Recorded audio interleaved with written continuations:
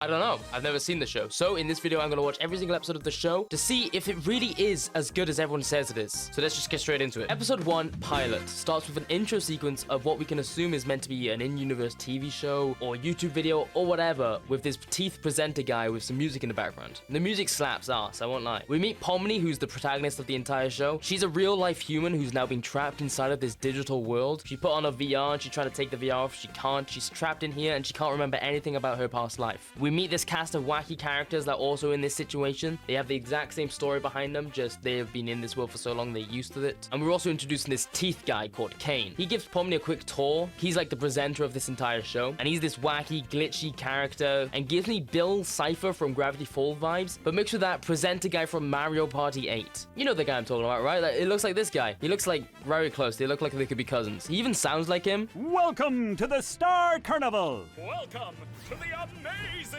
Digital Circus! So he's like a mix of the two. He's got the voice and the looks of the Mario Party 8 guy, but he's got the powers and the pizzazz, the flamboyancy of Bill Cipher. So they're like, yo, Pomni, what's your name? And she's like, I can't remember. They're like, all right, we'll give you a name, Pomni. And we meet the rest of the cast. We've got Ragatha, who's like the understanding, like, oh, she's new person of the group, you know, trying to be there for her, trying to just help her get through this stuff. You got Gangle, who's the shy one. She's like a bunch of ropes with a mask on. We got Jax, who's just like the mean bitch of the group. He likes to cause people pain and stuff. He's that sort of stereotype. We got Zuba, which we don't really see much of this episode, but what we do get is that they don't really want to be part of this whole thing. They're kind of done with it. And we have Kingler, who looks like a king from a chessboard, and he kind of has dementia and also is a little bit crazy. They go check on their last friend, who's a clown, and as soon as they get there, he's a glitchy mess. We see all the characters being the stereotypes that they've been given. Jax being a little bit of a mean guy, you know, he's being like, oh, he's finally happy and running around the place or whatever. Ragatha being concerned and like, oh my god, what are we gonna do? And Pomni just being confused and like, what the fuck's going on? Ragatha gets hit by the glitchy mess and starts glitching herself, so Pomni tries to go and to see if she can get the Mario Party 8 guy to come help her out. Meanwhile, the rest of the gang are trying to deal with the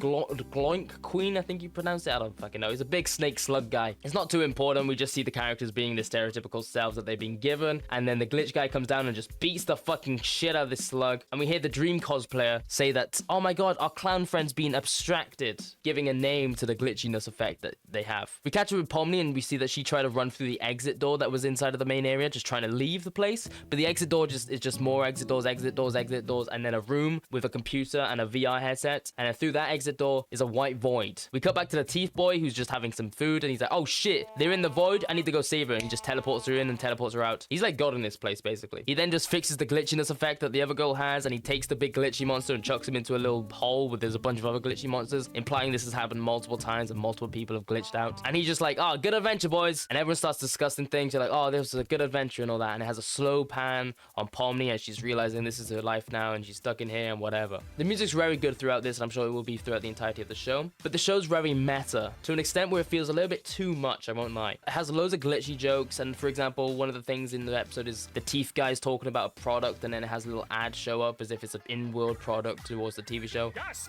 Alert on my wacky watch at this hour! It's kind of funny, but I feel like if this keeps happening throughout the show, it can get probably annoying. It's also a very strange show because it feels like a kid show in a lot of aspects of it. Obviously, the animation styles feel very kiddie, but also the way it's all presented, the way the characters talk to each other, and the way the plot goes along, it just feels like a kid show, except they swear, and there's underlining dark tones. But it's plenty of kid show with its underlining dark tones. Gravity Falls, Adventure Time for 2 examples. It does make you wonder what's so special about this show to make it as viral as it is. So I guess we'll just watch the rest of the episodes to just see. After watching episode 1, I got kind of lonely, so I thought I'd get a second person to view episode 2 with me to get another opinion. Oh, it's a channel? It's YouTubers, basically. I thought it was a TV show. No, it's YouTube. It's YouTube videos. Bro, I thought the show was on like Prime Video or something.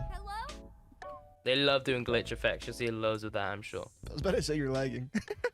So basically, I can sum up the first episode real quick. She's a real human.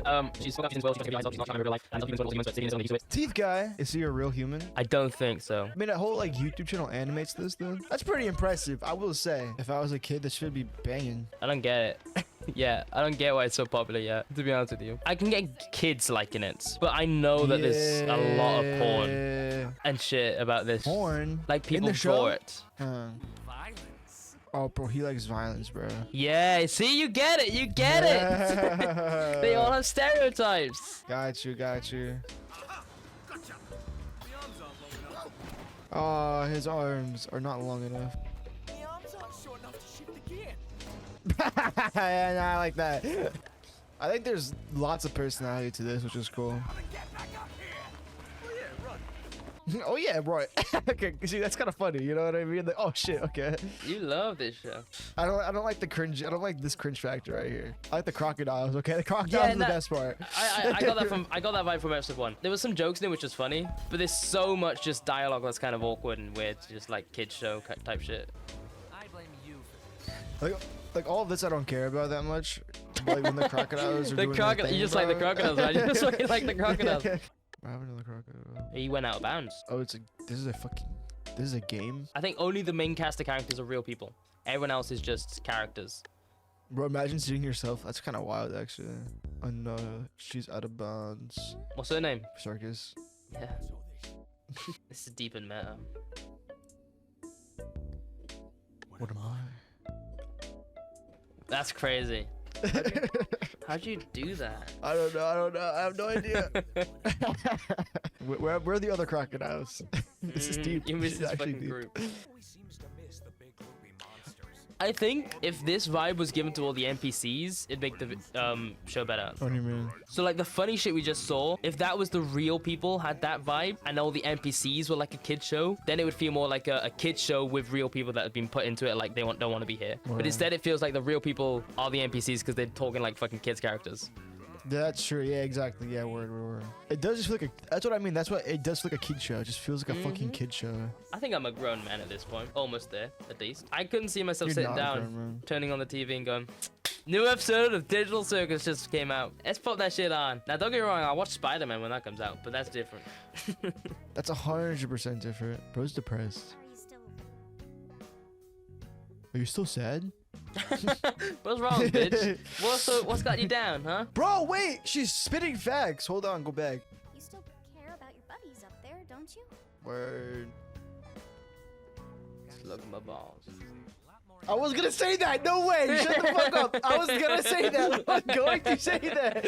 Shut the fuck up. Shut the fuck up. I was literally gonna say slug You didn't know, my you didn't know, balls. you didn't know, did you? You didn't know.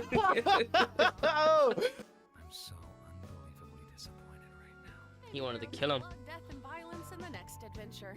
Ha ha ha ha, how wholesome. Bro, I feel like it might be like a long-running joke that like you really want us to have death and violence, but it's not happening. We'll give you that vibe. Yo, look at the back. What are they doing back there? They're fucking going down, bro. God damn. They hit that shit. Classic crocodiles. Wait, are all the crockies coming? No, just him. Gotta get used to this. Oh, looks like one of these guys made it through. Wait, what? I know you guys love your NPCs, but if I start losing track of who's a human and who's an NPC, who knows what could happen? You love this show, bro. I hate this. They did this a few times in episode 1, which just lost my Yeah,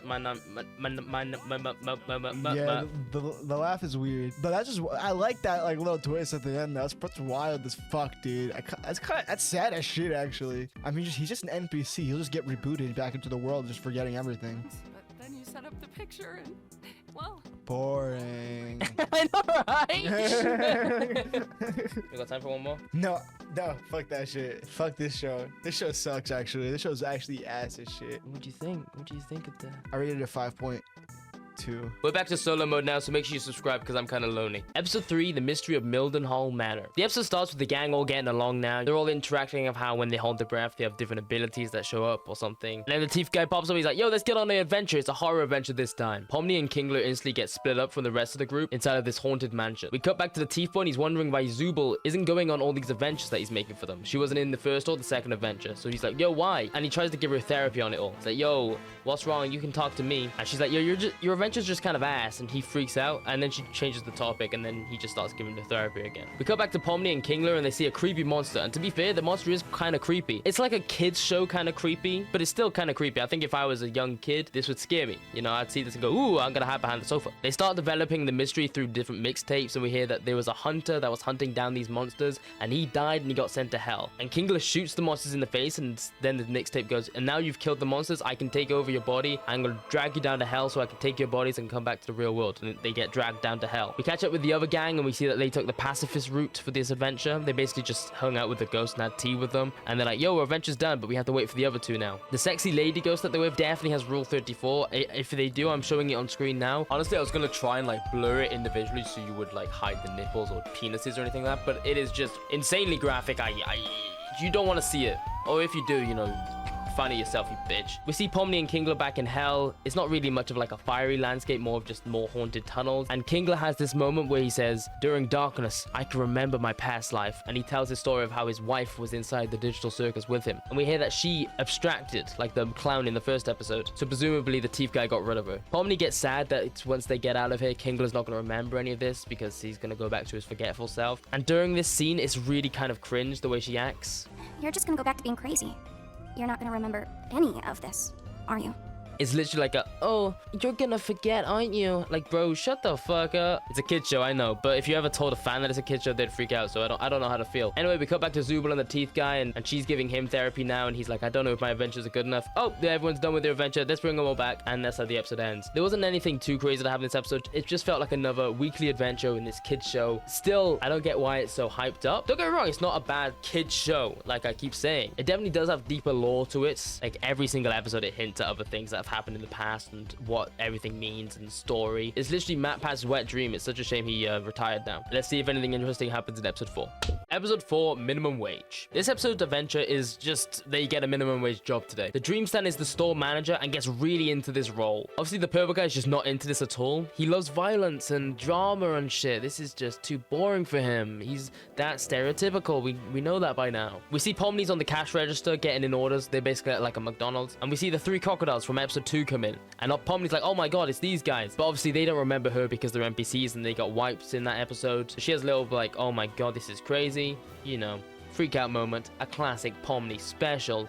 It's kind of getting repetitive, I won't lie. Gangle, the dream stand, she's getting a bit too into this, you know, and she starts threatening people that they have to do their job or the Teeth Boy's gonna fuck them up. She puts Jax in front of him like a tutorial video of how to do his job better, and in that we see a little bit of her backstory. It implies that basically she worked a minimum wage job just like this before, and she wanted to be a manga artist like professionally, but she couldn't quite chase her dreams because she had to pay the bills, so she was stuck in this dead-end job. So it seems slowly throughout the episodes we're slowly getting some character depth into each of these people's pasts. But at the end of the day, everyone is just depressed because they did not enjoy working a minimum wage job, and Wrangler is the most depressed due to the fact that probably she's reminded of her past life and how she's stuck in this situation again, but also because she's being bossy, everyone's kind of pissed off with her. Pomni offers to finish off her shift so she can go home early, and as she leaves, she has this miraculous moment where she feels free and she takes off her happy mask to reveal her sad mask, but she's happy on her sad mask because that's her real self. I think that's what it's implying. It's kind of random and out of nowhere, like the dramatic moment. It is a slow motion action shot of her running out with the lighting going crazy and music soaring. It's kind of random, I won't lie. As she's running, she gets hit by a van because she's not looking where she's going and gets TP'd to the teeth guy. He's like, all right, time to do your performance review. And we see that he's given everyone a B+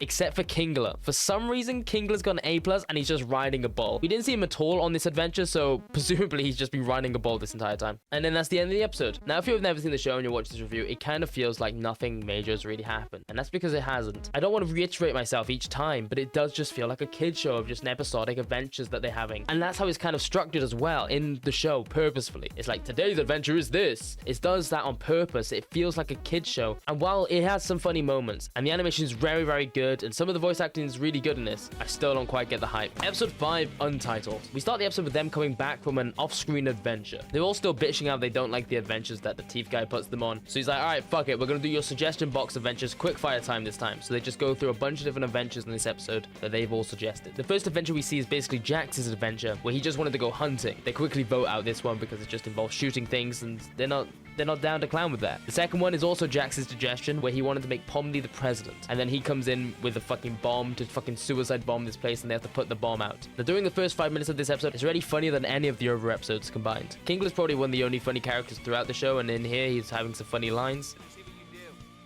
Thanks, Jax. I'm not Jax. And they do a voting system throughout there if they can skip adventures or not. And earlier on in the episode, they vote to make Jax a vegan to just spite him. And then they have this bit mentioning that he's a vegan, which makes that joke worth it. Did I pick a bad time?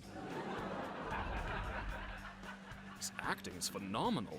It's hard to believe he's vegan. The next adventure is the Dream Mask Persons, and it's an anime because we know from the last episode they're like manga. They're just in a classroom learning about how to speak English, so they skip that real quick. Next is just them chilling on a picnic, and we get some lore backstory for Jax. Basically, her and the doll lady, they have a quick argument. During the argument, it's alluded to that Jax had a friend that either went missing or they got abstracted or something. We cut back to the teeth guy and his bubble mate. I've never mentioned that bubble guy before, but he's actually quite funny in this episode for the first time. Explain to Daddy Bubble how bad thing. I think that...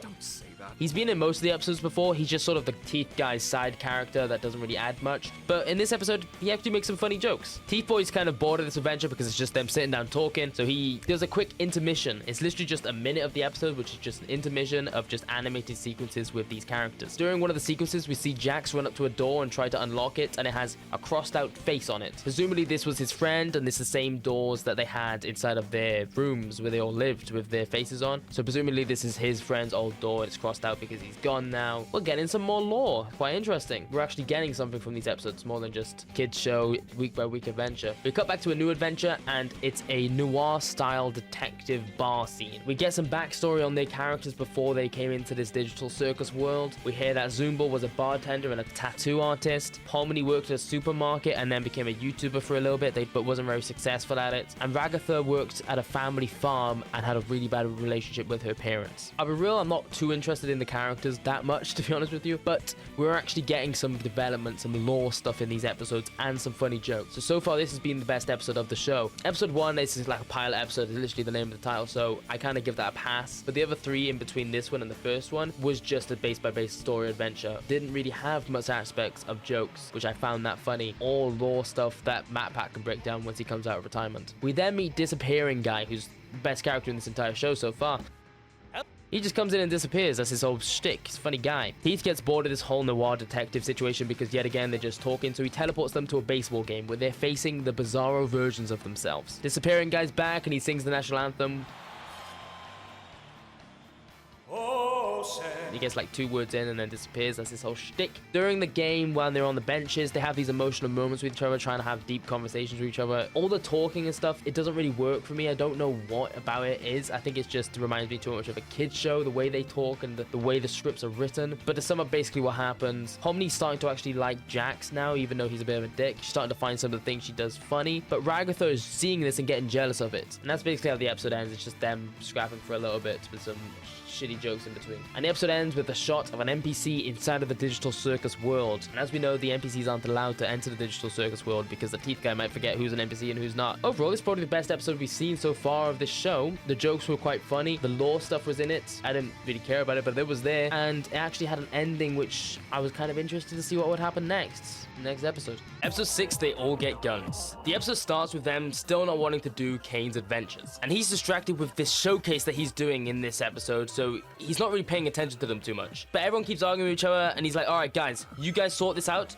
We're gonna do a trust exercise. Here's a loaded gun. Now, here's how the trust exercise works. If you shoot each other, then you can't trust each other. We need to work together to unload this gun and give it to the other person who will then put it away, so we don't shoot each other. So Jack starts off and instantly shoots Ragatha, because of course he does. Now, this pisses Kane off. He's like, for fuck's sake, guys, fuck it. You all get guns. Just have a fucking shootout. You have 5 minutes to make your teams, and then everyone has 3 lives and just kill each other. I don't give a shit anymore. So they get into teams. Pomni and Jax team up together, and Jax is like, yo, why'd you keep putting on this character that you're too scared to like get into these events things, you know? We all have these stereotypes that I'm the funny one, Ragatha's the kind one, the dream mask one is the shy one, and so on. So at least he's acknowledging that these are stereotypical character traits that they have. So in that chat, he convinces Pomni to actually get into this one, to actually try and win and shoot all of her friends. So the shootout begins, and Jax and Ragatha come face to face, and Ragatha's like, you fucking bitch, I know what you're doing to Pomni. You're trying to convince her to be just like you. And Jax is pissed off with that, the accusations that she's given. So he just shoots her blank in the face. Pomni and Jax then go and kill Kinger, and Kinger ends up in the loser spots with Ragatha. And